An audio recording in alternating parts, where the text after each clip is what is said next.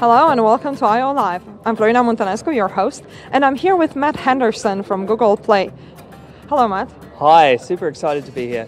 So tell me, what's new in Google Play for developers? There's tons of new stuff launching this year, broadly speaking in 3 areas. So we've got a whole new format, a new app model that's launching today.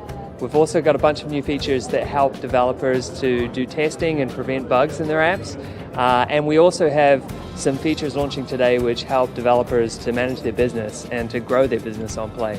Okay, this new app model sounds interesting. Can I hear more about it? Yeah, so there's really 2 new different things that we're launching within the app model. So one is the Android App Bundle. And that's a new format, a publishing format that a developer can use that enables them to reduce the size of their app. With the Android App Bundle, makes use of a Play technology, Play dynamic delivery, and together it serves the optimal APK for a user's given device. And so it optimizes for the user's specific CPU architecture of their device. It optimizes for the screen densities. It optimizes for the user's languages that they speak as well. And so by only sending the parts of the bundle that the user actually needs, it means that the APK that goes to the device is a lot smaller, and that in turn enables much better install conversion rates, enables lower uninstall rates, because when the app sizes are too big, users react badly. And so that's something we're launching today that I think is going to be a big win for developers. And you also mentioned something about testing. Tell me more.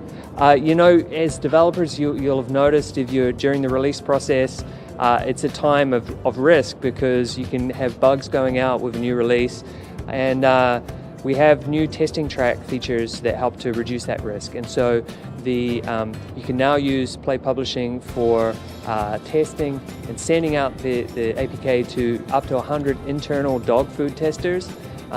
So that's the internal testing track. We also now have multiple testing tracks for closed betas. And then also to help you reduce the bugs in your apps and improve app quality, there's some new features in Android Vitals and new features in the pre-launch report. In Vitals, we have new metrics like app startup time. We've also launched a new overview page in Vitals that draws your attention to anomalies. If some of the Vitals metrics are particularly bad, then it'll highlight those to you so you know which ones to prioritize.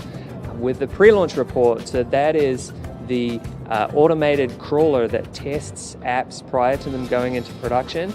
And we've launched some new features today that enable you to reach further into the corners of your app that the crawler might not have otherwise reached. Features like a developer can do record scripts in Android Studio that help the crawler to go into particular parts of the app. Game developers, if you use OpenGL, you can create demo loops that help the pre-launch report crawler to reach different parts of your app as well.